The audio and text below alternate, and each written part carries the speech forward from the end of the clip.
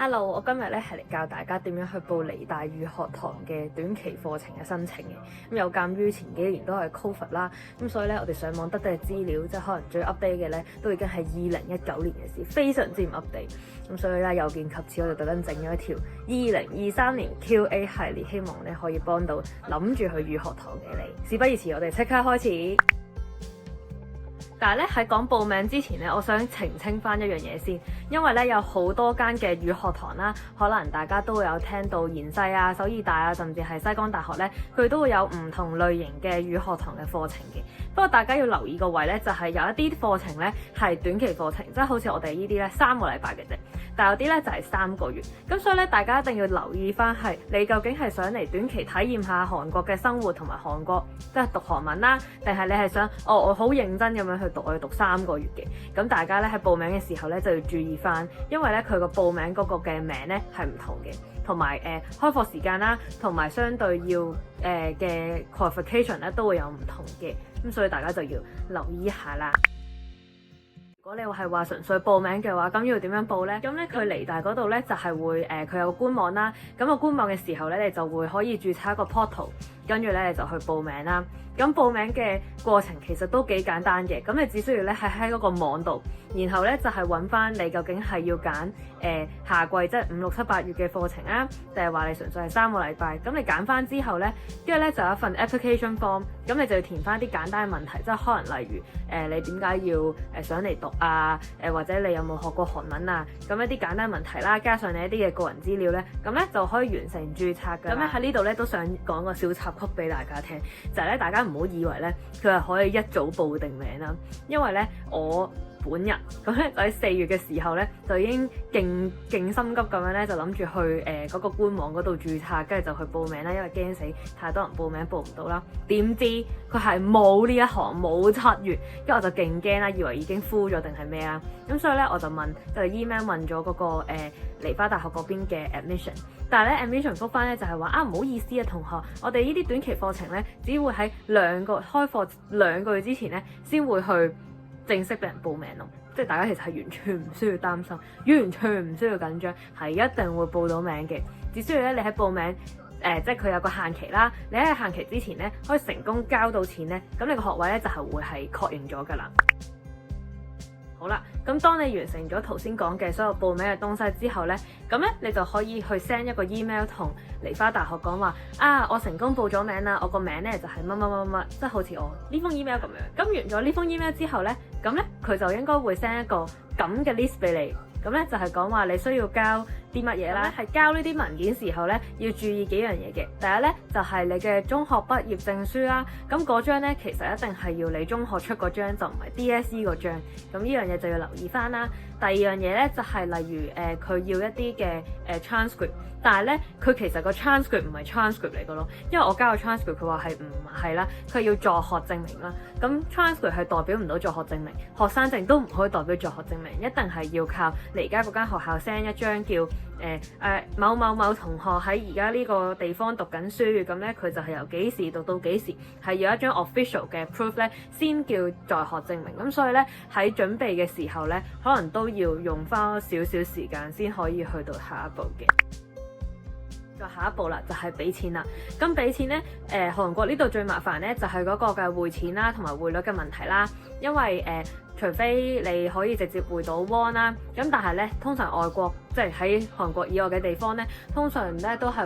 主要都係匯美金或者 yen 嘅。won 都有試過，不過就可能麻煩啲。咁我自己咧就係匯美元。咁但係咧因為美元同埋 won 始終你會有一個對即係匯率嘅問題，咁所以咧建議大家咧係即係匯多少少，因為咧佢就行一個多除少補嘅政策。咁我咧就係因為少俾咗啦，所以咧我要特登花多有一日嘅時間咧，特登去銀行度搞翻，咁就變相好麻煩。咁所以咧，如果匯多啲嘅話咧，佢之後咧就可以退翻俾你，咁相對咧就會容易少少。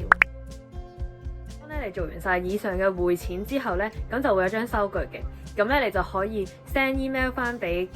梨大嘅 admission 咧，咁佢就會正式咧 send 呢一個學位確認通知俾你咧。學位 confirm 咧就唔代表真係有得嚟讀嘅，因為咧最關鍵性嘅問題就嚟啦。因為咧佢咧就有特別強調一個 point 咧，就係如果我哋 total 收嘅學生少過6個人，我哋就嗰年就直接唔會開班啦。同埋如果咧你分班試分完出嚟，你自己個班唔夠6個人，都係唔會開班，而會100% 退翻錢俾你嘅。咁呢個時候你就會諗吓，咁我咪真係去到最後一先知我自己有冇得嚟咯？係㗎，所以我嗰陣咧都係驚住嘅心態嚟嘅。咁但係佢今年就都幾好啦。佢話開少咗班，但係咧一班咧就好多人，咁所以相對咧就一定會開得成班。但係咧佢亦都唔會特登同你講話啊，今年開得班嘅機率係幾多。咁所以咧其實大家要嚟之前咧都要有定心理準備。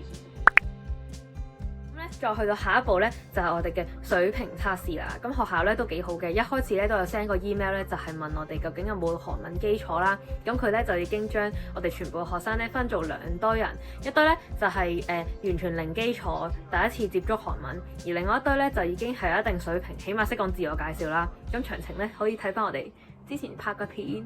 大家咧就可以學識自我介紹噶啦。咁然後咧就去到分班考試啦，而分班考試咧就有2個部分嘅，第一就係筆試。咁以往咧筆試同埋考試咧都會係喺梨大進行，即係我哋係現場考啦。咁但係因為呢幾年有 COVID 啦，而家都其實都算係啱啱先可以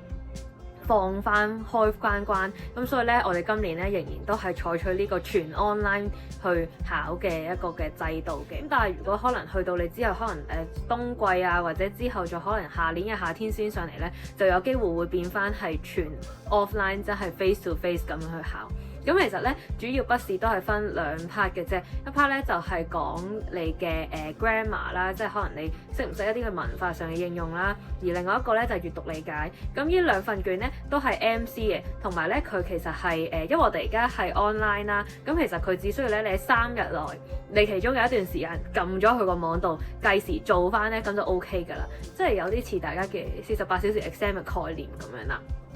咁所以咧，對於大家嚟講咧，其實應該係冇難度嘅。咁做完之後咧，就會即刻出咗一個成績啦。咁但係其實咧，呢個成績咧係冇一定嘅話，可能你攞幾多分就代表你係幾多級嘅。因為咧，佢會睇埋你口試嘅成績啦，而一個 overall 嘅水平咧，先係你分到班嘅水平。亦都咧要睇埋當年大家嘅水平啦，加上會開到幾多班啦，嚟做你最後嘅依歸。所以大家其實係唔需要太擔心嘅。咁第二個試咧就係考試啦。咁考試咧，無論你係喺梨大呢度考啊，定係 online 咧，都係一樣嘅，都係1對1咁樣去問問題去進行啦。咁我嗰陣咧就係問咗啲比較關於日常啊，關於自己嘅一啲問題，即係可能問啊今日天氣點啊？你之前有冇嚟過韓國去旅行啊？跟住你喺香港學韓文，你係喺邊度學㗎？即係啲比較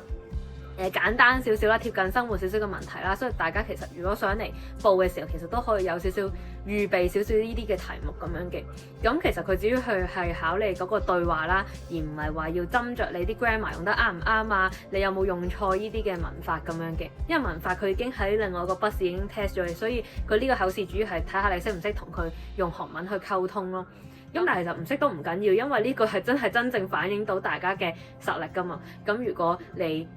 好嘅，咁你咪 perform 得好啲咯。但係如果你可能其實都唔係話太識嘅，可能都係啲簡單對答咁就用咁嘅程度去就已經好足夠，因為呢個只係俾佢哋去 assess 你究竟個水平大約去到邊嘅啫。咁咧以往咧都係話今日考試，聽日就出成績，但係咧因為可能今年有啲行政上嘅原因啦，咁所以咧我哋今年咧係遲咗3日，即係我哋係要去到我哋27號。我哋係22至25就可以考筆試啦，27號就係考試啦，而30號先係出嗰個分班嘅結果嘅。咁我自己咧最後就分咗去2C，係啦。一開始咧我都覺得還好啦，因為我自己 topic 都係考到2級，然後可能 keep 住啊，陸續又去去學。其實我覺得呢個 level 我都係 OK 嘅，接受到嘅。因為一開始都以為自己可以有3級，咁但係咧去到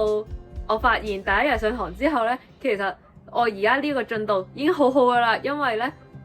我哋每一班佢分班結果出咗之後啦，咁我哋就係要去買書啦。而買書咧唔係話一級都係同一本，而係佢會因應你嘅程度。因為咧我哋所有嘅教材咧都係嚟大自己出啦，自己寫嘅。咁譬如話可能我係二 C 班，咁我哋個課程咧即係二 C 嘅教材咯，即係可能佢其實二級入面其實佢係分咗3本書嘅。咁我哋每一本書咧都係有6課啦，咁然後每一個咧都會有一啲嘅 grammar 啦，一啲嘅練習啦，一啲嘅對話練習啦，亦都有一啲聆聽嘅。咁老師咧亦都會有陣時會派一啲 worksheet 啦，去輔助一啲教材上冇嘅東西。咁所以咧其實相對咧都會好全面啊，同埋寫嘢。咁咧就會每一日咧都係咁樣去